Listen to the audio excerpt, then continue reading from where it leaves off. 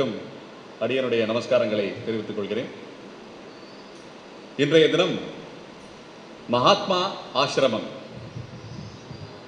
என்ற ஒரு அமைப்பின் வாயிலாக மிக அற்புதமாக விநாயக சதுர்த்தி பூஜை அனைவரும் கண்டு அனுபவித்து விநாயக பெருமானுடைய பேரருளை பெற்று இங்கு அமர்ந்திருக்கிறோம். இது ஒரு முதியோர்கள் ஆசிரமம். இந்த மகாத்மா ஆசிரமம் என்பது முதியோர்களுக்காக ஏற்படுத்தப்பட்ட ஒரு இல்லம். இந்த இல்லம் வெகு ஆண்டுகளாக, நிறைய ஆண்டுகளாக நடைபெற்றுக் கொண்டிருந்தது. இப்போது ஒரு புதிய வளாகத்தை அவர்கள் ஏற்படுத்தி, அந்த நிர்வாகத்தினர் ஏற்படுத்தி, அது கிட்டத்தட்ட ஒரு 2 ஆண்டுகளாக 3 ஆண்டுகளாக அது தயார் நிலையில் வந்து கொண்டிருக்கிறது. அந்த ஆசிரமம் ஒரு ஸ்தானத்தை எட்டி அந்த ஆசிரமத்தில் இல்லத்தார்கள் எல்லாமே அங்கு வந்து வசிக்கும் விதமாக இப்போது ஏற்பாடாகி உள்ளது என்பதை மிக மகிழ்ச்சியாக தெரிவித்துக் கொள்கிறேன். இந்த ஆசிரமத்தில் இன்றைய தினம் விநாயகர் சதுர்த்தி அன்று விநாயகருக்கு அங்கு இருக்கின்ற கோயிலே திருமஞ்சனம் திருவாராதனமாகி மிக அற்புதமாக பூஜை நடந்தேறி அடியனுக்கு ஒரு சொற்பொழிவு ஆற்ற வாய்ப்பு கிடைத்திருக்கிறது. இந்த வாய்ப்பை நல்கியவர்கள் இந்த ஆசிரமத்தின் நிர்வாகத்தினர், காரியதர்சி திரு பிரேம் அவர்கள், தலைவர் திரு ரமேஷ் அவர்கள், மற்ற நிர்வாகத்தினர் திரு குமரன் அவர்கள், இந்த நிர்வாகத்தை வழிநடத்தி செல்லும் திரு ஆர்பி ராமசுப்ரமணியன் அவர்கள் ஆகியோருக்கு அடியனுடைய மனதார்ந்த நன்றிகளையும் வணக்கத்தையும் தெரிவித்துக் கொள்கிறேன். இந்த சமயத்திலே இன்றைய தினம் இது ஒரு நிகழ்வாக நடத்தப்பட வேண்டும், இது மக்களுக்கு நல்ல ஒரு செய்தியையும் நாம் கொண்டு செல்ல வேண்டும் என்ற அந்த பேர் எண்ணத்திலே அவர்கள் எல்லாம் இந்த சொற்பொழிவையும் ஏற்படுத்தி இருக்கிறார்கள். இன்றைய தினம் இந்த சொற்பொழிவுக்கு, இந்த நிகழ்ச்சிக்கு, இந்த ஸ்ரீ மகா கணபதி ஆலயத்தின், கற்பக விநாயகர் ஆலயத்தின் இந்த ஆராதனை நிகழ்ச்சிக்கும் சொற்பொழிவுக்கும் இன்றைய தினம் முன்னிலை வகிப்பவர்கள் சிறப்பு அழைப்பாளராக இருக்கின்ற வேதாந்த ரத்னாகரி எஸ்பி கீதா பாரதி அம்மையாரை அடியனுடைய, அதே போல இந்த நிகழ்ச்சிக்கு வாழ்த்துறை வழங்குகின்ற எஸ்கேஆர் ரமேஷ் அவர்களுக்கும் ஆர்பிஆர் ராமசுப்ரமணியன் அவர்களுக்கும், நம்முடைய சமூகத்தின் சமூக நல பேரவையின் செயலாளரான திரு PM முரளி அவர்களுக்கும், பிறகு ஜுட்டி சன்ஸ் என்ற பத்திரிகையை வெகு ஆண்டுகளாக நடத்தி வரும் திரு ராம ஈஸ்வரலால் அவர்களுக்கும் அடியனுடைய வணக்கத்தையும் தெரிவித்துக் கொள்கிறேன், நன்றியையும் தெரிவித்துக் கொள்கிறேன். சொற்பொழிவு ஆரம்பமாகிறது. வக்ரதுண்ட மகாகாய சூரிய கோடி சமப்பிரப நிர்விக்னம் குருமே தேவ சர்வகாரேஷு சர்வதா.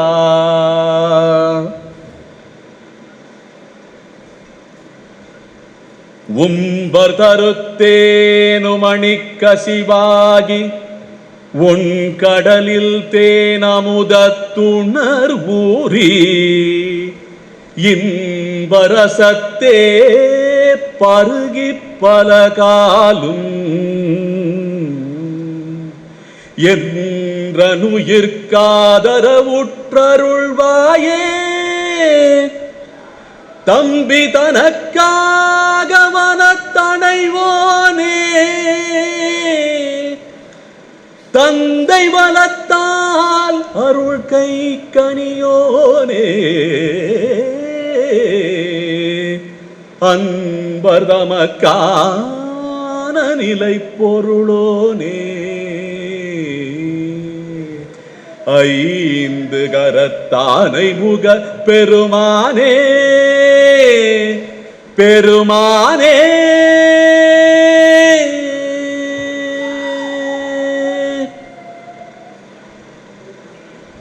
இந்த விநாயகப் பெருமான் மீது பாடப்பட்ட ஸ்லோகமும் இந்த திருப்புகழ் பாசுரமும் என்ன செய்தியை நமக்கு தெரிவிக்கிறது என்றால், வக்ரதுண்ட மகாகாய சூரிய கோடி சமப்பிரப, இந்த விநாயகப் பெருமான் உடைய உருவம் எப்படி இருக்கிறது என்றால், வலம்புரி விநாயகராக அந்த தும்பிக்கையை வளைத்துக் கொண்டு இருக்கிறார். வக்ரதுண்ட மகாகாய, தன்னுடைய ஒரு கொம்பை ஒடித்து ஒன்று தந்தத்தை ஒடித்து காட்சி தருகிறார் விநாயகர்.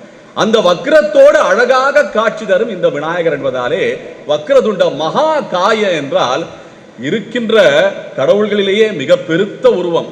என்ன ஆணை உருவம் உடைய ஒரு கடவுள் யார் என்றால் அவள் தான் மகா காய. காய என்றால் உருவம். என்ன காயம்? காயமே இது பொய்யடா காற்றடைத்த பையடா என்று அந்த வாக்கின்படி காயம் என்றால் அந்த மேனியை குறிக்கிறது, அந்த உருவத்தை குறிக்கிறது. அது மகா காய. சூரிய கோடி சமப்பிரப என்றால் 1000 சூரியர்களுக்கு சமமான தேஜஸை உடைய விநாயகர் என்று போற்றுகிறார்கள். சூரிய கோடி சமப்பிரபம் நிர்விக்னம் குருமே தேவ. நமக்கு தர்ம காரியங்கள் செய்யப்படும் போது, காரியங்கள் செய்யப்படும் போது என்று சொல்வதை விட தர்ம காரியங்கள் அறச்செயல்கள் செய்யப்படும் போது எந்த தங்கு தடையும் இல்லாமல் நமக்கு அருள் புரிவானாக என்று வேண்டுகிறார்கள் இந்த ஸ்லோகத்தின் வாயிலாக. அப்படின்னா தர்மம் எவ்வளவு முக்கியம், அறம் எவ்வளவு முக்கியம் என்று இந்த ஸ்லோகத்திலே சொல்லப்படுகிறது. அதே போல தமிழ் பாசுரமான திருப்புகளிலே விநாயக ஸ்துதியிலே உம்பர்தரு தேனுமணி கசிவாகி என்று வரி வருகிறது. இந்த உம்பர்தரு தேனுமணி கசிவாகி என்றால் உம்பர்கள் என்றால் தேவர்கள். தேவர்கள் அமுதத்தை கடைந்த போது வந்த அமுதத்தை போலே நமக்கு அருள்கிறான் விநாயகப் பெருமான். அப்படி அருளும் போது அது கசிகிறதாம். எப்பவுமே ஒரு கசிவுனாலே எப்படின்னா நிறைஞ்சு நிறைகுடமா அப்படியே வழிஞ்சு வரணும். எப்படி ஒரு ஒரு ஒரு அணைக்கட்டுல நீர் நிறைஞ்சு அந்த நீர் அந்த மதகு வழியா வெளியே வருது பாருங்க, அதான் கசிவுன்னு சொல்றது. அது போல அந்த அருள் கசிந்து வருகிறதாம். அது எப்படி இருக்கிறதாம் என்றால் இன்பச்சாராக இருக்கிறதாம் அவருடைய அருள். இன்ப ரசத்தே பருகி பலகாலம். அந்த ரசத்தை நாம் எல்லாமே விநாயக பெருமானை நித்தமும் தினமும் வணங்கி வணங்கி நாம் எல்லாமே அந்த ரசத்தை பருகி கொண்டு வருகிறோம் அவருடைய அருளின் வாயிலாக என்பது இந்த பாசுரத்தின் வாயிலாக நமக்கு கூறப்படும் செய்தி. அப்படி கூறப்படும் போது புராணத்தையும் எடுத்து கூறுகிறார் திருப்புகழ். திருப்புகழை பாரு அருணகிரிநாதர் என்ன சொல்றாரு, அந்த அந்த பார்க்கடலை கடைந்த நிகழ்வை இதில் சுட்டி காட்டுகிறார். திருப்பார்க்கடலை கடைந்ததால் நமக்கு கிடைக்கப்பட்ட அந்த தேவர்களுக்கு கிடைக்கப்பட்ட அந்த அமுதம் என்பதை அவர் சுட்டி காட்டுகிறார். தம்பி தனக்காக வனத்தணைவோனே. அப்படின்னா இன்னைக்கு குடும்பங்கள்ல கல்யாணம் நடைபெற வேண்டும், திருமணம் நடைபெற வேண்டும். அப்படின்னா முக்கியமா குடும்பத்தில் இருக்கிற பெரியோர்களின் ஆசி வேண்டும். இப்ப அடியேனுக்கு திருமணம் நடந்தது எப்படின்னா, எங்க அண்ணனும் அண்ணியும் பார்த்து வச்ச பொண்ணை தான் அடியன் கல்யாணம் பண்ணிக்கிட்டேன். எப்படி இருக்கும் பாருங்க. பெரியவர்களின் ஆசையோட திருமணம் நடைபெற்றது. அது ஒரு காலத்துல இருந்தது, இன்னைக்கும் நடைபெற்று இருக்கு. அதனால அதுபோல தம்பியை வள்ளி மணப்பதற்காக தன்னுடைய அவதார நோக்கத்தை நிறைவேற்றுவதற்காக தம்பிக்கு மனம் புரிய வேண்டும் என்பதற்காக தானோட வயோதிகராக வந்தாராம் அந்த விநாயக பெருமான் என்பது போல தம்பி தனக்காக வனத்தணைவோனே என்று சொல்லி முருகப்பெருமான் வயோதிகராக வரும்போது இவர் யானை வேஷத்தில் வரும்போது அந்த நிகழ்வு நடந்ததை சுட்டி காட்டுகிறார் இந்த அருணகிரிநாதர். அப்படி சொல்ல திருப்புகள்ல இந்த நிகழ்வும் இந்த புராண நிகழ்வும் சுட்டி காட்டப்படுகிறது, எடுத்து காட்டப்படுகிறது. தம்பி தனக்காக வனத்தணைவோனே தந்தை வளத்தால் அருள்கை கணியோனே என்று இந்த பாசுரத்தில் வருது. அப்படின்னா இப்ப வேதாந்த ரத்னாகரி அம்மா கீதா பாரதி அம்மையார் இப்ப அடியனுக்கு உணர்த்தியது போல இப்ப எல்லாருக்கும் சொன்னாங்க, அவங்க இந்த நிகழ்வு ஞானப்பழத்தை பெறுவதற்காக நாரத முனிவர் ஒரு நாடகத்தை நடத்தி இருக்கிறார். அந்த ஞானப்பழம் சிவ பார்வதியிடம் தந்த பிறகு அவர்களுடைய சந்ததியினருக்கு கொடுக்க வேண்டும் என்ற அவாவிலே ஒரு பழம் தான் கையில இருக்கிறது, ஞானப்பழம். அது எப்படி நாம் வழங்குவதுன்னு சொல்ல முருகனுக்கும் விநாயகருக்கும் வணங்க வேண்டும். அப்ப முருகனுக்கும் விநாயகருக்கும் வணங்க வேண்டும்னா பாதியா பிரிச்சு கொடுத்தா அது நிறைவேறாது. அந்த ஞானம் முற்றி அவர்களுக்கு பலன் அளிக்காது என்பதனாலே ஒரே பழம் முழுமையாகத்தான் கொடுக்கப்பட வேண்டும் என்பது ஆசை. அப்படி இருக்கும்போது போட்டி விநாயகருக்கும் முருகனுக்கும் அப்படின்னு சொல்லும் போது முருகப்பெருமான் உலகத்தை எல்லாம் சுற்றி வர வேண்டும் என்ற அந்த போட்டியிலே வாகனத்தை எடுத்து கிளம்பி இருக்கிறார். இவர் விநாயக பெருமான் அவ்வளவு வேகமா போக முடியாது, உருவம் பெருசு இல்லையா, அதனால பறவை எல்லாம் கிடையாது, மூஞ்சூறு தான் இருக்கு. என்ன அந்த மூஷிக வாகனம் தான் இருக்கு. மூஷிக வாகனத்தை வச்சுக்கிட்டு எப்படி வேகமா போக முடியும்? என்ன அமர மெதுவா என்ன ஆமை போல மெதுவா தான் போக முடியும். அப்படி இருக்கும்போது அந்த மூஷிக வாகனத்தை வச்சு உலகத்தை சுத்துறது ரொம்ப கஷ்டங்கிறதுனால அதனுடைய சூட்சமமான உண்மை என்ன தர்மம், அதான் தர்மம். அதனுடைய அந்த உலகத்தை எல்லாம் சுற்றி வருவதற்கு பதிலாக ஒரு காரியத்தை செய்தால் அதற்கு சமானமாக காரியம் ஆகிவிடும். அது எந்த காரியம் என்றால், தாய் தந்தையரை என்ன வணங்கினால், வலம் வந்து வணங்கினால் உலகம் முழுவதும் சுற்றி வந்த பலனுக்கு சமானம், அந்த காரியத்துக்கு சமானம் என்பதனாலே விநாயக பெருமான் தன்னுடைய புத்தி கூர்மையினாலே அந்த சூட்சம தர்மத்தை நமக்கு வெளிப்படுத்தும் விதமாக தன்னுடைய சக்தியும் சிவனுமாக அமர்ந்திருக்கின்ற அந்த கைலாயத்திலே அவர்களை சுற்றி வந்தானாம் விநாயக பெருமான். அப்படின்னா பெற்றோர்களை எப்படி நம்முடைய பெருமான் பெற்று அந்த ஞானத்தை தன்னுடைய தம்பியான முருகனுக்கும் வழங்கி இருக்கிறார் என்பது இந்த புராண வரலாறு.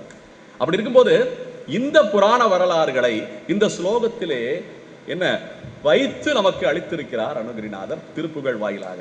அப்படின்னா ஒரு பாசுரம் கேட்கிறோம், இல்ல ஒரு ஸ்லோகம் படிக்கிறோம், ஸ்லோகம் வாசிக்கிறோம் என்னாலே அதனுடைய அர்த்த விசேஷங்களை அமுதமாக பருக நாம் எல்லாம் கருத வேண்டும். அதையெல்லாம் பருகி பழக்கப்படுத்திக் கொள்ள வேண்டும். என்ன அது எப்படியோ நம்ம வாயால பாடினா போதும் பலன் கிடைக்கும்ங்கிறதுனால வெறும் நம்ம அப்படியே அந்த வாயிலாவே பாடி பாடி பாடி அர்த்தம் தெரியாம எத்தனை வருஷம் பாடிக்கிட்டு இருப்போம்.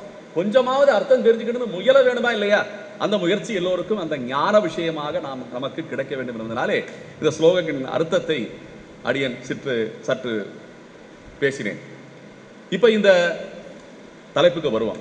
இப்ப அடியன் பேசுறதுக்கும் இந்த தலைப்புக்கும் மிக மிக தொடர்பு உண்டு. என்னன்னா, அறிவும் அறமும் தரும் கணபதி, இதான் தலைப்பு. இந்த அறிவும் அறமும் என்ன? அறிவு என்ன? இப்ப நம்ம பிரசாதம் பண்ணாங்க, நம்ம அர்ச்சகர் சுவாமிகள் அருமையான பிரசாதம் பண்ணி சுவாமிக்கு படைச்சாங்க. அந்த பிரசாதம் பண்றதுக்கு உண்டான அந்த முறை, அந்த சமையல் முறை அவருக்கு தெரிஞ்சிருக்கணும். அதான் அந்த ஞானம், அந்த அறிவு. ஒரு பொருளை சமைக்க வேண்டும் என்றால் அதற்கு அறிவு வேண்டும். அதே போல இப்ப நம்ம தொலைக்காட்சியில் அந்த காட்சி பிடிச்சிக்கிட்டு இருக்காரு, அந்த புகைப்படம் எடுக்கிறவர், கேமராமேன் பிடிச்சிட்டு இருக்காரு குருமூர்த்தி, அவருக்கு அந்த அந்த படம் எடுக்கக்கூடிய அறிவு இருக்க வேண்டும். இப்படி ஒவ்வொரு செயலுக்கும் உலகத்திலே அறிவு தேவை. அந்த அறிவு அப்படின்னு அறிவு. அப்ப அறம் என்ன அப்படின்னா, அதை செயல்படுத்தும் முறை. ஏன்னா அதை செயல்படுத்தும் முறை எப்படி செயல்படுத்தினால் சேதாரம் இல்லாமல் நாம் எல்லாம் அதை அனுபவிக்க முடியும், நாம் அதை எதிர்கொள்ள முடியும் என்று சொல்வது போல அது அறம் என்று சொல்லப்படுகிறது. இந்த அறிவும் அறமும் என்கிறது பொதுவா சம்ஸ்கிருதத்துல சித்தி புத்தி விநாயகர்னு சொல்லுவாங்க. கேள்விப்பட்டிருக்கீங்களா? நம்ம வடக்கு தேசம் போனோம்னா, வட தேசத்தில் போனீங்கன்னா சித்தி புத்தி விநாயகர்னு, விநாயகர் ஒரு பிரம்மச்சாரி, அவர் பிரம்மச்சாரின்னு தான் புராணத்தில் சொல்லப்படுது.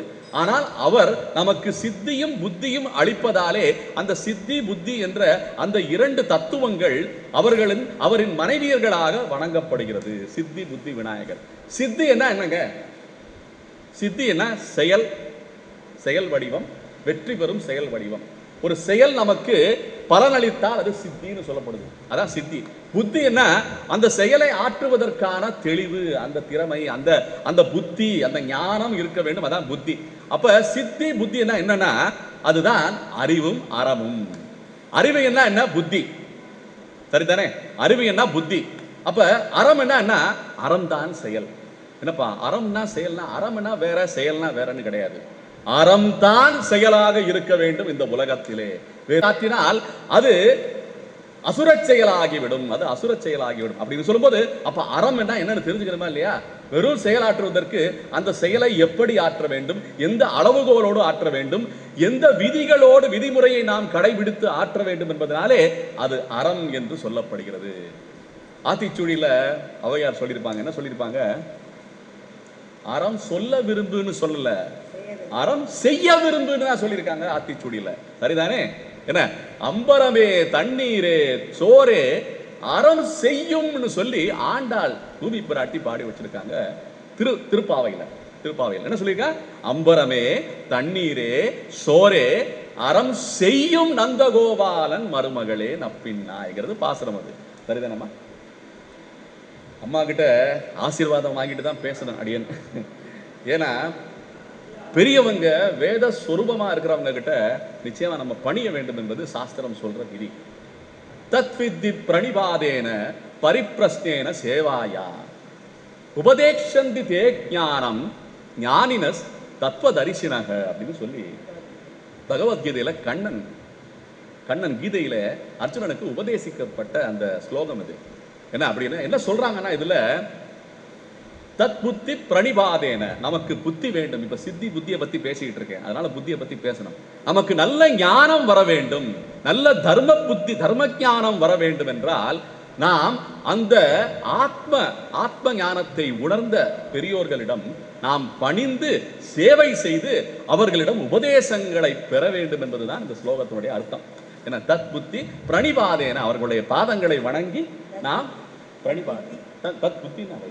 தத் வித்தி பிரணிபாதேன, அதான் திருத்துறாங்க நம்மள. தத் வித்தி பிரணிபாதேன பரிப்பிரஸ்னேன சேவாயா அப்படின்னு சொல்றாங்க. அப்படி சொல்லும்போது அந்த தத் வித்தை, அந்த வித்தை அதான் வித்தை, அந்த தத் வித்தை, அந்த வித்தை என்ன, அந்த தர்மப்படி நாம் கற்று. பார்வதி தேவி மிக அற்புதமான ஒரு சோலையின் நடுவிலே அமர்ந்து கொண்டு அந்த ரம்யமான அந்த சூழ்நிலையை ரசித்துக் கொண்டே ஒரு உருவத்தை அவள் செய்திருக்கிறார். ஒரு பதுமை போல ஒரு உருவத்தை திரட்டி இருக்கிறார். பஞ்சபூதத்திலிருந்து ஒரு உருவத்தை திரட்டி இருக்கிறார் என்பது சொல்வது புராணம். அப்படி அந்த உருவத்தை திரட்டும் போது அந்த உருவத்துக்கே ஒரு சக்தி வந்து விட்டதாம். ஏனென்றால் தன்னுடைய தவ வலிமையாலே அந்த உருவத்துக்கே ஒரு உயிர் வந்து விட்டதாம். என்ன, கணவனுடைய அனுமதி இல்லாமல், கணவனுடைய ஆசி இல்லாமல், கணவனுக்கு தெரியாமல், பரமசிவனாருக்கு தெரியாமலேயே ஒரு குழந்தை உருவெடுத்து விட்டதாம். ஒரு குழந்தை உருவெடுத்து விட்டதாம். அப்படின்னா அவ்வளவு சக்தி வாய்ந்த தவ வலிமை மிக்க பார்வதி தேவி என்று சொல்லப்படுகிறது. அப்ப அந்த சக்தியாலே அந்த குழந்தை வடிவம் எடுத்ததினாலே இது அறச்செயலாகுமா என்பதுதான் கேள்வி. இப்ப இந்த குழந்தை உருவாயிருச்சு. பரமசிவனார் என்ன, இந்த பார்வதி தேவி அம்மா குளிக்க போகும்போது காவலுக்கு இந்த பதுமையால் செய்யப்பட்ட சக்தி வாய்ந்த இந்த குழந்தையை காவலுக்கு வைத்துவிட்டு குளிக்க சென்றிருக்கிறார். அப்படி குளிக்க செல்லும் போதுதான் பரமசிவனார் கைலாயத்துக்குள்ளே தன்னுடைய அந்த கைலாயத்துக்குள்ளே வரும்போது, அந்த இருப்பிடத்துக்கு வரும்போது இந்த குழந்தையை கண்டவுடன் இந்த குழந்தைக்கு தாய் ஆணையிட்டிருக்கிறாள், யாரையும் அனுமதிக்காதே அப்படின்னு சொல்லி. ஒரே வார்த்தை தான், யாரையும் அனுமதிக்க கூடாது அப்படின்னு சொல்லுவோம். இந்த குழந்தை தன்னுடைய கணவனாக இருந்தாலும் அந்த குழந்தைக்கு தெரியாது, அப்பான்னு தெரியாது, அதனால அனுமதி செய்யவில்லை. அதனால் ஆவேசப்பட்ட பரமசிவனார் யாருன்னு கேட்கும்போது நான் பார்வதியின் குழந்தைன்னு சொன்னோன்னே எனக்கு தெரியாமல் எப்படி ஒரு குழந்தை, அந்த ஆவேசத்தாலே கோபப்பட்டு தலையை எடுத்திருக்கிறார் பரமசிவனார். கழுத்தை எடுத்திருக்க கூடாது. இது ரெண்டு செயலும் அறத்தை நமக்கு உணர்த்துவதற்காக செய்யப்பட்ட செயல். அப்படி நடந்தாலும் திருத்தி அந்த பணியை மாற்றி இருக்கிறார்கள். சமாதானமாக சேர்ந்து இந்த குழந்தை ஞான வடிவமாவது என்ன, எந்த ஒரு தடைகளையும் நீக்கக்கூடிய சக்தி படைத்தது இந்த குழந்தை. இதற்கு மறுபடியும் நாம் உயிரளிக்க வேண்டும் என்ற அந்த சமாதான நிலையிலே யானையின் முகத்தை அந்த குழந்தைக்கு செலுத்தி என்ன உயிரூட்டி இருக்கிறார்கள். அதனால் இந்த யானை முகத்தானாக இன்றும் நமக்கு அருள் பாலித்துக் கொண்டிருக்கின்ற இந்த கணபதி ஒரு அறச்செயலை எப்படி நாம் ஆற்ற வேண்டும், ஒரு தவறான செயலை எப்படி நாம் மாற்றி அறச்செயலாக ஆக்க வேண்டும் என்பது அவனுடைய கணபதியுடைய அந்த பிறப்பிலேயே நமக்கு உணர்த்தப்படுகிறது. என இதுதான் அந்த புராணத்தில் நாம் எடுத்துக்கொள்ளக்கூடிய பாடமாக விளங்கி கொண்டிருக்கிறது. அப்படின்னா கடவுள்கள் அப்படின்னா எந்த தவறும் செய்யாதவர்களா? கடவுள்னா நம்ம இன்னைக்கு சாமி கும்பிடுறோம், என்ன எனக்கு வீட்டில் சுப நிகழ்ச்சிகள் நடக்க வேண்டும், வீடு கட்டணும், குழந்தைகளுக்கு பசங்களுக்கு படிப்பு நல்லா வரணும், நல்ல உத்தியோகத்துக்கு போகணும், என்ன குழந்தை பொண்ணுக்கு கல்யாணம் ஆகணும், பையனுக்கு கல்யாணம் ஆகணும், என்ன இதே நம்ம செஞ்சுக்கிட்டு இருந்தோம்னா இது வியாபாரம். இது நமக்கு வேண்டிய காமியார்த்த விஷயங்கள், நமக்கு வேண்டிய காமியார்த்த விஷயங்கள் நிறைவேறுவதற்காக நாம் செய்கின்ற பிரார்த்தனைகள், இது மட்டும்தானா அப்படின்னா அப்படி கிடையாது. வாழ்க்கை நமக்கு வர்ற துன்பங்களையும் நமக்கு வாழ்க்கையில் வரக்கூடிய எந்த ஒரு துன்பத்தையும் எதிர்கொள்ளக்கூடிய சக்தி மனம் நமக்கு வேண்டும், அந்த மனப்பான்மை நமக்கு வேண்டும், மனதிடம் வேண்டும் என்பதையும் நாம் பிரார்த்தித்துக் கொள்ள வேண்டும். இன்னைக்கு நடக்கிற சகஜமான விஷயங்களை பார்க்கும்போது எந்த விஷயம் ரொம்ப கஷ்டமான விஷயம் தெரியுமா? எந்த விஷயம் ரொம்ப கஷ்டமான விஷயம் தெரியுமா? இன்னைக்கு ஒரு திரைப்படம் ஒரு கொட்டைகளை ஓடுதுன்னா அதை பற்றி ரொம்ப சொல்லாமல் பேசிடுவாங்க. என்ன ஒரு அரசியல்வாதி ஒரு அரசியல் நிகழ்ச்சி நடக்குதா அதை பற்றி ரொம்ப சுலபமாக பேசிடுவாங்க. கடவுளை பற்றி பேச சொன்னால் பேசுவதற்கு ஆள் இல்லை. இன்னைக்கு கடவுளை பற்றி பேசுவதற்கு ஆள் ரொம்ப ரொம்ப குறைவு. என்ன காரணம் தெரியுமா? மொத்தமாவே இந்த ஆன்மீக சம்பந்தமான விஷயங்களை எது எடுத்தாலும் அது நமக்கு வேண்டியது கிடையாது, அது மூட நம்பிக்கைன்னு ஒதுக்கி பல ஆண்டுகளாக வச்சுட்டாங்க. அதனால கடவுளை பத்தி நம்ம பேச போனா எங்க நண்பனா இருக்கிறவங்க கூட எதிரி ஆயிடுவானோங்கிற பயம், எங்க நண்பனா இருக்கிறவங்க கூட நமக்கு எதிரி ஆயிடுவானோ அந்த பயத்தினால தான் விஷயம் தெரிஞ்சவங்க கூட பேசுறதே கிடையாது. இப்ப ஏன்னா விஷயம் தெரிஞ்சவங்க கூட பேசுறது கிடையாது. ஏன் பேசுனா எதையாவது நம்ம நல்லதை சொல்லுவோம், அதை ஏற்கலைன்னா அது நமக்கு ஏற்றதா இல்லாம போய் அவ எங்க பேசாம போயிடுவானோ நம்ம கிட்டங்கிறது போல பயம் உண்டாகி இருக்கு இன்னைக்கு. அந்த அளவுக்கு பயம் இன்று இருக்கிறது. அப்படின்னா தவறுங்கிறது எல்லா இடத்துலையும் இருக்குங்க. என்ன நம்ம ஒன்றும் பெரிய என்ன ஆத்ம ஞானிகளோ என்ன தவசிகளோ கிடையாது. நம்ம சாதாரண மனுஷங்க, நம்மளும் தவறு செய்கிறோம், தெரிந்தும் தெரியாமலும் அறிந்தும் அறியாமலும் பல தவறுகளை செய்து கொண்டிருக்கிறோம். அப்படி செஞ்சா கூட அந்த தவறை திருத்தி நம்மளை மன்னித்து அவனுடைய கருணையாலே நாம் அவனின் ஆணையாலே அவனுக்கு சேவை செய்யும் வாய்ப்புகளை எல்லாம் பெற்றுக் கொண்டிருக்கிறோம். அப்படி சொல்லும்போது அந்த கருணையை நாம் போற்ற வேண்டுமா இல்லையா? அந்த கருணையை போற்றுவதுதான் ஆன்மீகம் நமக்கு சொல்லிக் கொடுக்கும் பாடம். ஏன் ராமாயணத்திலே சீதா பிராட்டி அந்த மாயமான் அந்த பொன்மான் அதை கண்டு மயங்கி ராமனிடம் சென்று அதை கொண்டு வர சொல்லலையா? அந்த செயல் சரியான செயலா? யோசிச்சு பார்க்கணும். சீதா பிராட்டி சாட்சாத் இந்த உலகத்தின் நாயகியான பரம்பிரம்மத்தின் சொரூபமாக இருக்கின்ற அந்த சொரூபியான மகாலட்சுமி தாயாரே ஸ்ரீதேவியே அவதாரம் எடுத்த போது அவளும் இந்த உலகத்தில் பிறக்கும் போது தவறு செய்ய நேர்ந்திருக்கிறது என்பதுதான் உண்மை. இது ராமாயணம் நமக்கு சொல்லித்தரும் கதை. அப்படி இருக்கும் போது அப்ப லக்ஷ்மணன் தவறு செய்யலையா? லக்ஷ்மணன் என்ன பண்ணிருக்கான்? சீதா பிராட்டி சொல்லியிருக்கான், அண்ணன் காலியான உன்ன அண்ணன் திண்ணையை காலி பண்ண உன்ன நீ வேற மாதிரி எதிர்பார்க்கிறியான்னு சொல்லி லக்ஷ்மணன் சீதா பிராட்டி வினவி இருக்கிறாள். ரோசப்பட்டு லக்ஷ்மணன் காடை தீர்க்கிறான் அண்ணனை காண்பதற்காக. என்ன காட்டுக்குள்ள போயிருக்கான். அப்ப லக்ஷ்மணன் என்ன பண்ணிருக்கணும்? நீ என்ன சொன்னாலும் அண்ணியாரே, நீங்க என்ன சொன்னாலும் என்னை படித்தாலும் நான் இந்த இடத்தை விட்டு நகரமாட்டேன், இது என் அண்ணனின் ஆணை என்று இருக்கணுமா இல்லையா? இருந்தானா லக்ஷ்மணன்? ரோசப்பட்டு சீதையுடைய அந்த சுடுசொல் தாங்க முடியாம அந்த வேதனையிலே காட்டுக்கு உள்ள போயிட்டான். அவன் செய்ததும் தவறுதான். அப்படி எத்தனை தவறுகள் புராணம் வாயிலாக இறைவனும் இறைவையுமே நமக்கு உணர்த்துகிறார்கள் என்பதை நாம் புரிந்து கொள்ள வேண்டும். அடியன் சொன்னது புரியுதா? அடியன் சொல்றது புரியுதா? தவறுகள் எது என்பதும் நம்முடைய வேதாந்தத்தில் சொல்லப்படுகிறது. இன்னைக்கு என்ன பண்ணி வச்சிருக்காங்க அரசியல்காரங்க எல்லாமே?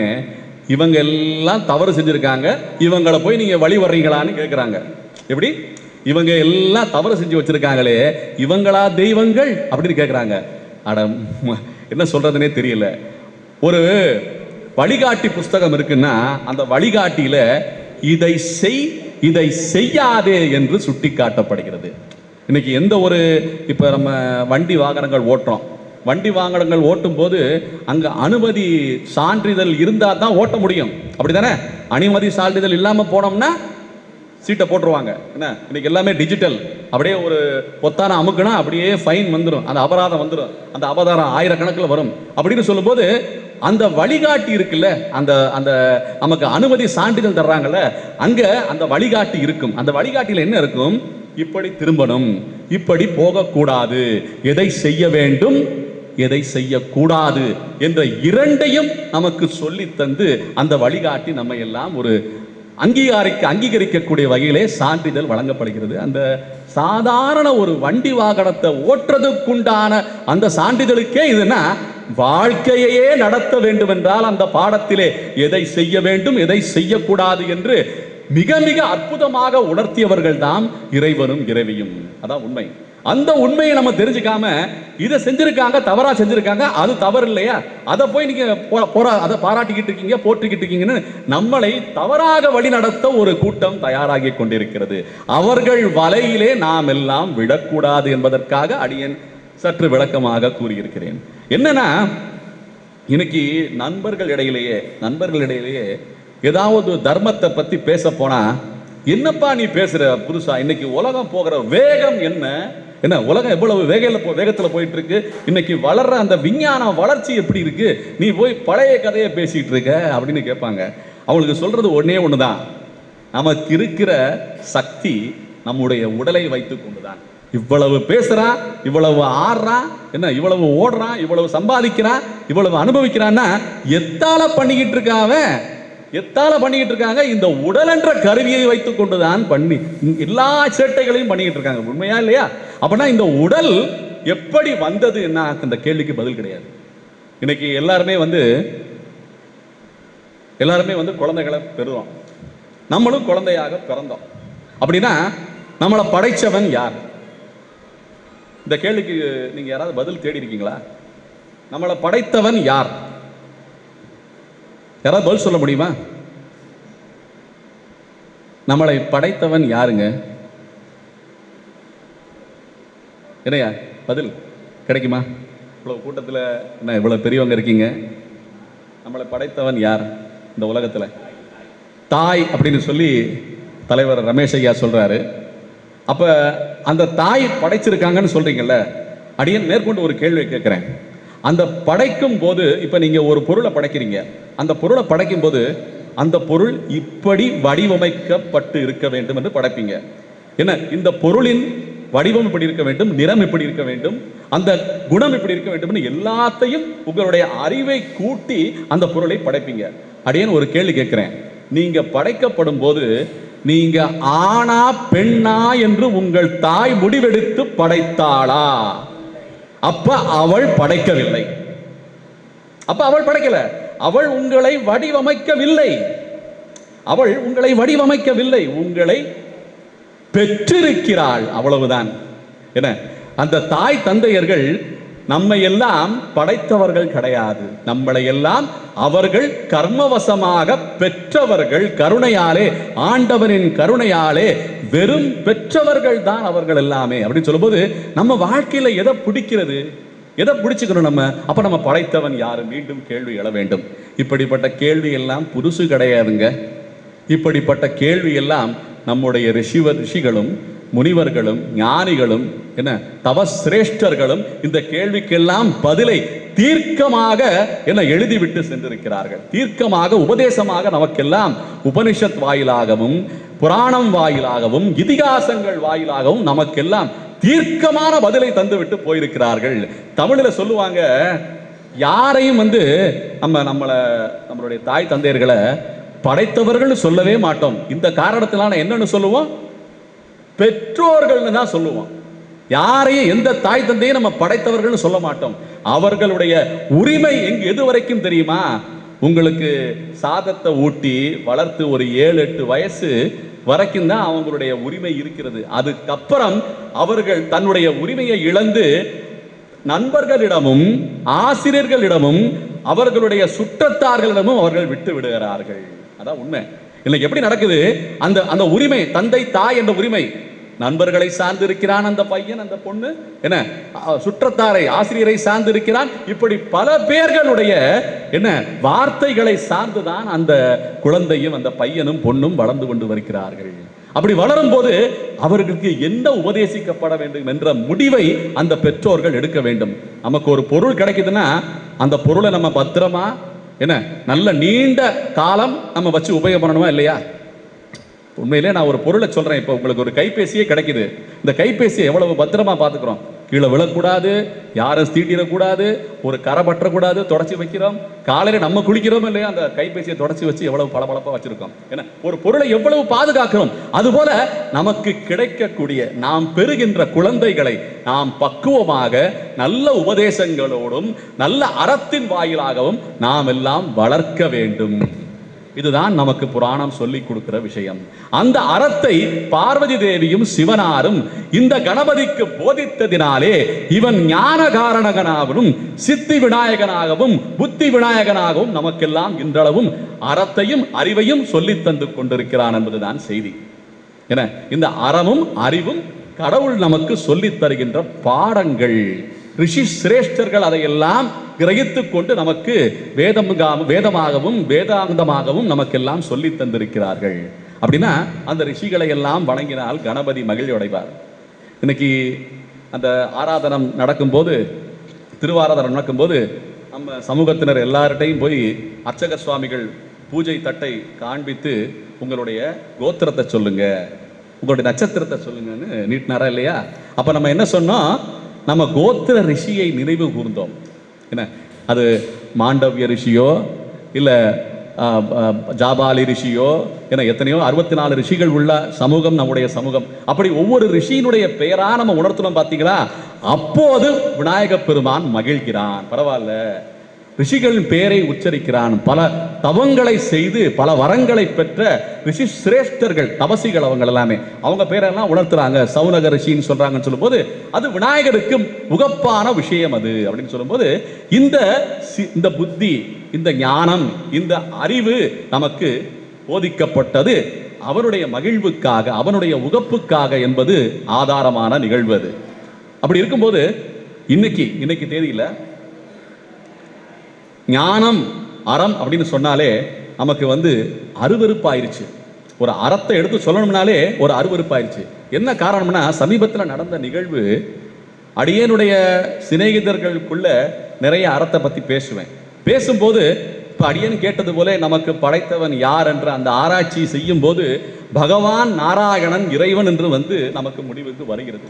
அதை ஏற்றுக்கொள்ளும் மனப்பான்மையே இன்றைய தலைமுறைக்கு, திறந்த மனப்பான்மையே கிடையாம போயிருச்சு, இல்லாம போயிருச்சு. அவங்க எப்படின்னா இந்த உடல் சம்பந்தமான விஷயத்தை மட்டுமே ஆதாரமாக கொண்டு வாழ ஆரம்பித்து விட்டார்கள். அப்படின்னு சொல்லும்போது இந்த உடல் சுகம் அவ்வளவுதான்ப்பா, நம்ம சம்பாதிக்கணும், நல்லா அனுபவிக்கணும், ஊருக்கெல்லாம் சுத்தணும், சாப்பிடணும், தூங்கணும், இதுதான் வாழ்க்கை, விளையாடணும், இதுதான் வாழ்க்கை நினைச்சுக்கிட்டு இருக்காங்க.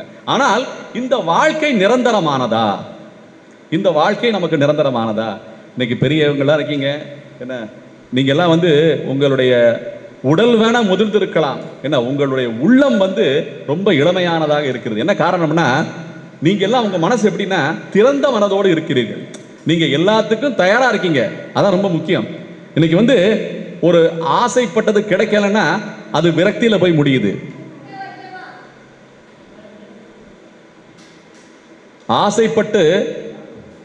ஆசைப்பட்டு உன்னை எதிர்பார்த்து அது நமக்கு கிடைக்கவில்லை என்றால் அவஸ்தையில தான் முடியுது. அது மன கஷ்டங்கள் ஏற்படுதா இல்லையா? இன்னைக்கு எவ்வளவு கஷ்டங்கள் ஏற்படுது. இன்னைக்கு இந்த அறத்தை முன்னிறுத்தி ஒரு செயல் செய்யப்படுகிறது என்றால் அது பாராட்டத்தக்க விஷயம். அது மிக பெருத்த காரியம். இன்னைக்கு குடும்பங்கள்ல இப்ப விநாயக பெருமான் தாய் தந்தையை வலம் வணங்கி அந்த ஆசியை பெற்றான், ஞானத்தை பெற்றான்னு சொல்றோம். இன்னைக்கு அது போல நம்ம குடும்பங்கள்ல நடந்திருந்தா இது போல முதியவர்கள் இந்த முதியோர் இல்லத்துல இருக்கணும்னு அவசியமே கிடையாது. அப்ப இந்த அறம், தாய் தந்தையர்களை காப்பாற்ற வேண்டும் என்ற அறம் எப்படி நிறைவேறுகிறது என்றால் விநாயக பெருமானின் ஆசியாலே இந்த முதியோர் ஆசிரமம், இந்த மகாத்மா ஆசிரமம் என்ற ஒரு ஆசிரமம் அமைந்து இந்த முதியோர்களுக்கெல்லாம் வாழ்வளிக்கக்கூடிய வகையிலே இது விளங்கி கொண்டிருக்கிறது. இதுதான் தர்மம், இதுதான் அறம். இந்த அறத்தை செய்ய வேண்டும் என்ற அந்த புத்தி, அந்த அறம் என்றால் சித்தி, அந்த சித்தியை நடத்த வேண்டும் என்ற அந்த புத்தி இந்த நிர்வாகத்தினருக்கு ஏற்பட்டிருக்கிறது என்றால் இதுதான் அறிவும் அறமும் தரும் கணபதி என்ற தலைப்பு. இந்த அறம் செயல்பட்டு கொண்டிருக்கிறதா இல்லையா? இன்னைக்கு எவனோ ஒருத்தன் செய்யலன்னா அப்படி தனித்தனியா செய்யாத பல காரியங்கள் கூட்டு முயற்சியாலே செய்யப்படுகிறது. இப்ப நிறைய பசுமாடுகள் இருக்கு. அந்த பசுமாடுகள்லாம் உண்மையிலேயே நம்ம நாட்டு பசுக்கள்லாம் அதுவும் கிடையாது. ஏதோ கலப்பின மாடுகளா இன்னைக்கு ரோடு பூரா, சாலைகள் பூரா குப்பையெல்லாம் மேஞ்சி திரிஞ்சுக்கிட்டு இருக்கு. அப்படி செய்யும் போது வெறும் கிரகப்பிரவேசத்துக்கு அப்புறம் நம்ம கூட்டு பூஜையை பண்ணா போதுமா? அந்த பூஜைக்குரிய அந்த பசுமாடுகள், காளைகள் இப்படி குப்பையை மேயுது, நமக்கு வேதனையா இல்லை? இதான் நம்ம நாட்டினுடைய அறம், இதான் நம்ம நாட்டுடைய கலாச்சாரம், இதான் பண்பாடு. இது கிடையாது. அவைகள் பேணி காக்கப்பட வேண்டும் என்பதனாலே அவர்கள் அந்த பசு கூட்டங்கள் எல்லாம், அந்த காளை கூட்டங்கள் எல்லாமே நல்லா இருக்க வேண்டும் என்று எடுக்கப்பட்ட அவதாரம் தான் கண்ணனுடைய அவதாரம். இந்த பசுக்களை எல்லாம் அவைகளோடு நாம் எல்லாம் அனுபவிக்க வேண்டும் என்று சொல்லி வைகுண்டத்திலிருந்து பிறந்திருக்கான் கண்ணன் கோகுலத்தில். அப்ப நாமெல்லாம் எப்படி அனுபவிக்கணும்? அதை காப்பாற்றணும் இல்லையா? இன்னைக்கு தனித்தனியா காப்பாற்றுறதுக்கு முடியல. வீட்டுக்கு பின்னால ஒரு கொட்டகை அமைச்சு பசுக்களை காத்த சமூகம் நம்முடைய சமூகம். இன்னைக்கு தாத்தா பாட்டி என்கிட்ட பேசும்போது சொல்றாங்க, எங்க அப்பா அம்மா வச்சிருந்தாங்கப்பா பசுமாட்டை, அந்த சாணத்தை வச்சுதான் வாசலை முழுகுனாங்க, என்ன அந்த பாலை வச்சுதான் சாதம் வடிச்சாங்க, அப்படி நிறைய சொல்றாங்க அவங்க. ஏன்னா அப்படி சொல்லும்போது சாதம் சமைச்சாங்க, பிரசாதம் பண்ணாங்கன்னு சொல்றாங்க. அந்த அந்த காலகட்டங்கள் எல்லாம் இன்னைக்கு மாறிடுச்சு. இன்னைக்கு எல்லாம் மெச்சு மாடி கட்டடங்கள் ஆகி போச்சு. என்ன எல்லை வரைக்கும் செவத்தை கட்டி இன்னைக்கு வாழ ஆரம்பிச்சிட்டோம். ஏன்னா ஒரு இன்ச்சு கூட விட முடியாது இன்னைக்கு. அந்த அளவுக்கு இன்னைக்கு அந்த இடங்களுடைய மதிப்பு கூடி போச்சு. அதெல்லாம் ஒரு பல காரணங்கள் இருக்கலாம். சரி, பல நகரங்கள்ல வெளியில வாழ்ற பங்களாக்கள்ல வாழ்ற மக்கள் இருக்காங்க. அவங்க எல்லாம் நல்ல இட வசதியோட காலி இடங்களோட தான் வாழ்ந்துட்டு இருக்காங்க. அவங்களாச்சும் மாடுகளை காக்குறாங்கன்னா அவங்களும் கிடையாது. அவங்க என்ன பண்ணிட்டு இருக்காங்க, வெளிநாட்டுல இருந்து, என்ன ஜெர்மன்ல இருந்து, என்ன இட்டலியில இருந்து நாய்களை இறக்குமதி பண்ணி படுக்கைகளை படுக்க வச்சு கொஞ்சிக்கிட்டு இருக்காங்க. என்ன நாய்களை வளர்க்கறதுல அவ்வளவு ஆர்வம் காட்டுறவங்க தெய்வமா வணங்கப்படுகிற பசுக்களை காக்கலாம் இல்லையா? அது காக்கப்படவில்லை. அந்த தர்மம் தொலைந்து விட்டது. அப்ப அந்த தர்மத்தை எப்படி காப்பாற்றப்பட வேண்டும்? அந்த தர்மம் எப்படி காப்பாற்றப்பட வேண்டும்னா கூட்டு முயற்சியாலே, பல நபர்களின் ஆசையாலே, கூட்டு முயற்சியாலே என்ன கோசாலைகள், பசுமடங்கள் அமைக்கப்பட்டு காக்கப்படுகின்றன. ரொம்ப ரொம்ப கம்மியான பசுமடங்கள் தான் இன்னைக்கு நகரங்கள்ல இருக்கு. என்ன ரொம்ப கம்மியான பசுமடங்கள். அதுவும் நிறைய பசுமடங்கள் வசதி வாய்ப்பு இல்லாம அந்த பசுக்களை விற்கக்கூடிய நிலைமைகளுக்கும் அவர்கள் செல்கிறார்கள் என்றால் ரொம்ப ரொம்ப ரொம்ப ரொம்ப பரிதாபமான நிலைக்கு இந்த தர்மம் தள்ளப்பட்டிருக்கிறது என்றால் இந்த காலம் கலிகாலம். இந்த காலம் கலிகாலம். இந்த கலியினுடைய பிடியிலிருந்து நாம் எல்லாம் என்ன விடுபட வேண்டும் என்றால் இந்த அறிவும் அறமும் தரும் கணபதியை வணங்கி உபதேசங்களை பெற வேண்டும். பெரியோர்களின் ஆசிகளையும் உபதேசங்களையும் நல் ஒழுக்கமாக நாம் வாழ வேண்டும் என்பதற்காக அதையெல்லாம் பெற்றுக்கொள்ள வேண்டும். சாப்ட்வேர் ஹார்ட்வேர்னு சொல்லுவாங்க. இது இளைஞர்களுக்கு தெரியும், முதியவர்கள் உங்களுக்கு எத்தனை பேருக்கு தெரியும் தெரியல. மென்பொறி அப்படின்னு சொல்லுவோம். அப்புறம் அது போல கணிப்பொறின்னு சொல்லுவாங்க. இந்த மென்பொருள்னா சாஃப்ட்வேர். ஒரு எந்திரம் இயங்க வேண்டும் என்றால் அந்த எந்திரத்துக்கு ஒரு கட்டளை வேண்டும். அந்த எந்திரத்துக்கு ஒரு என்ன சொல்றது, அந்த மந்திரம் வேண்டும் சொல்லுவாங்க. இது மந்திரம். அந்த எந்திரத்துக்கு ஒரு மந்திரம் வேண்டும். இப்ப ஒரு கணினி இயங்கணும்னா அதுக்கு ஒரு செயல் வடிவமாக அந்த சூட்சமமான அந்த செயலாக்க அந்த மந்திரம் வேண்டும். அதான் லாங்குவேஜ்னு சொல்றாங்க ஆங்கிலத்தில். அப்ப எந்திரம், மந்திரம், தந்திரம் என்ன செயல்பாடு. இந்த எந்திரம், மந்திரம், தந்திரம் யாருக்காவது தெரியுமா? நிறைய பேர் நம்ம சாமியை வழிபடும் போது மந்திரம் சொல்றோம். என்ன இந்த மந்திரம் எதுக்கு சொல்றோம்னா நமக்கு ஒரு காரியம் நடக்கணும், அதுக்கு உண்டான செயல்பாடு நடக்க வேண்டும். மந்திரம்னா ஒரு மந்திரத்தை சொல்லி அந்த காரிய சித்தி உண்டாக வேண்டும். அந்த காரிய சித்தி உண்டாக வேண்டும் என்றால் அதுக்கு ஒரு உபகரணம் வேண்டும். அந்த உபகரணத்தை வைத்துக்கொண்டு அந்த செயல்பாட்டை நாம் செய்ய வேண்டும். அந்த செயல்தான் தந்திரம்னு சொல்றாங்க. அவன் தந்திரமா அதை செய்யறாயா, ஏன்னா அவனுக்கு அந்த அரசியல் தந்திரம் தெரிஞ்சிருக்குன்னு சொல்லுவாங்க. என்ன சில முடிவுகள் இருக்கும்போது அப்படின்னா முதல்ல நமக்கு தெரிஞ்சுக்க வேண்டியது இந்த மந்திரம். அந்த மந்திரம் தான் உபதேசங்கள். நாம் இந்த உடல் என்ற இந்த எந்திரத்தை என்ன நல்ல மந்திரங்களாலே சமைத்து நாம் நல்ல ஒரு தந்திரத்தை செய்தால் அது தர்மமாகிறது. அது ஆண்டவர்களுக்கு உகப்பான விஷயமாகி மேலும் மேலும் நாம் நல்ல பிறவிகள் எடுத்தோ இல்ல அல்லது மோட்சத்தை பெற்றோ, அந்த உயர்ந்த பதவியான மோட்சத்தை பெற்றோ இந்த பிறவியை நாம் நல்லதாக ஆக்கிக் கொள்ள முடியும். இந்த பிறவி கட்டிலிருந்து விடுபடவும் செய்ய முடியும். இந்த மீண்டும் மீண்டும் பிறந்தாலும் நாம் அந்த இறைவர்களுக்கு தொண்டு செய்யும் வகையிலே நல்ல பிறப்புகளாக எடுக்க முடியும் என்பதுதான் இந்த அறமும் இந்த அறிவும் அறமும் தரும் கணபதி நமக்கு உணர்த்துகிறார் என்பதுதான் செய்தி. இப்ப அடியேன் பேசுனது எல்லாமே புராணங்கள் விஷயமாகவும் இன்றைய நடைமுறை விஷயமாகவும் இரண்டையும் கோர்த்துத்தான் பேசியிருக்கேன். என்ன காரணம்னா ஒரு புராணம்னா அது அன்னைக்கு நடந்ததுப்பா, நமக்கு அதுக்கு என்ன சம்பந்தம் என்ற செய்தி கிடையாது. என்றென்றைக்கும் புதிதாக என்ன நம்மை அந்த தர்மத்தை அந்த அறத்தை உணர்த்தும் விஷயங்கள் தான் புராணங்கள் என்று பெயர். என்ன அது எந்த காலத்தில் நடந்திருந்தாலும் சரி இன்னைக்கும் நமக்கு ஒரு செய்தியை அது வழங்கும். அதான் புராணம். புராணம்ங்கிறது எப்படின்னா பஞ்சபூதம் இருக்குல்ல, நீர், நிலம், என்ன காற்று, ஆகாயம், நெருப்பு. இந்த பஞ்சபூதம் மாறுமா? இந்த பஞ்சபூதம் உருவாக்கப்படுகின்ற எல்லா உருவங்களுக்கும் ஆதாரமாக இருக்கிறது இந்த பஞ்சபூதம். இந்த பஞ்சபூதம் போலே புராணங்கள் விளங்கி கொண்டிருக்கின்றன, இதிகாசங்கள் விளங்கி கொண்டிருக்கின்றன. எந்த ஒரு காரண பொருளாக இருந்தாலும் சரி, காரிய பொருளாக இருந்தாலும் சரி, இந்த பஞ்சபூதத்திலிருந்து விலகி தயார் செய்ய முடியாது. அதுபோல எந்த ஒரு காரியம் நாம் செய்தாலும் என்ன, அது நல்ல காரியமோ கெட்ட காரியமோ எதுவும் புதிது கிடையாது. எல்லாமே இதிகாச புராணங்களில் என்ன செய்யப்பட வேண்டிய விஷயம், செய்யக்கூடாத விஷயம் என்று உபதேசிக்கப்பட்டவைதான் என்பது உண்மை. சமீபமா ஒரு திரைப்படம் பார்த்தேங்க. அடியன் திரைப்படம் பார்க்குற வழக்கம் இருக்கு.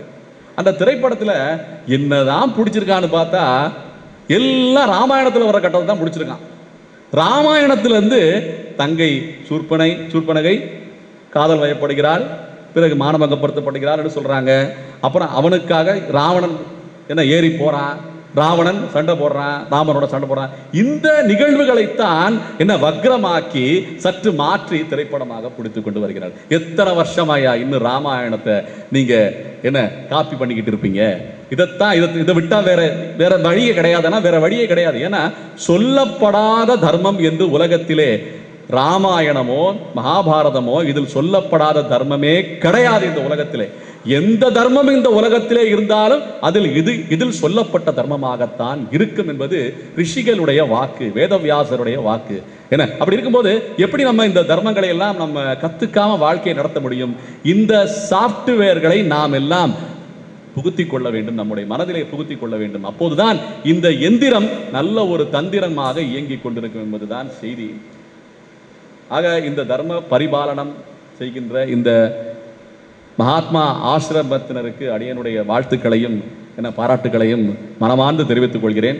ஏன்னா இந்த தர்மத்தை இன்று இல்லங்களில் செய்ய முடியவில்லை என்றாலும் இதுபோல ஆசிரமம் அமைத்து, ஆசிரமம் என்னாலே சிரமம் இல்லாமல் இருக்க வேண்டும். என்ன சிரமம் இல்லாமல் இருக்க வேண்டும். எல்லாரும் ஆசிரமம் என்ன நினைக்கிறாங்க, எல்லாம் அந்த சாமியார் மடம் நினைச்சிட்டு இருக்காங்க. அப்படி கிடையாது. கிரகத்தாசிரமமும் ஒரு ஆசிரமம் தான், இல்லறமும் நல்லறம் தான்.